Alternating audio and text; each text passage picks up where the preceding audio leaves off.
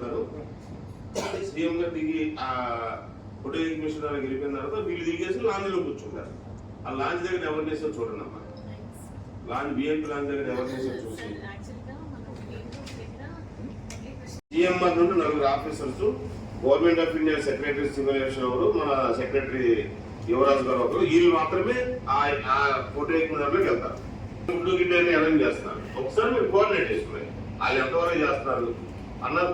కప్పుతే పర్లేదు, సిఎంఆర్ కప్పుతే పర్లేదు, భారీగానే ఉన్నది. హౌఎవర్ మనం ఏంటంటే కొంచెం ఒకసారి మీరు కోఆర్డినేట్ చేసుకున్నారు.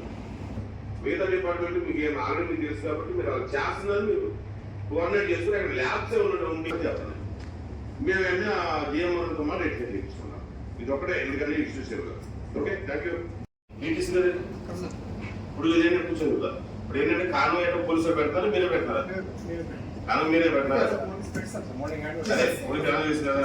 మీరు అందులో ఏంటంటే ఇప్పుడు ఆ కాన్వాయ్లో ఈ మన బాబుకి ఒక ఎన్నో వాటి పెట్టండి మంచిది. మన ఇప్పుడు అశోక్ పెద్ద వాళ్ళు ఎవరు ఏసీ బస్సు పెడితే వాట్సాప్ 22 చాలు అనుకున్నా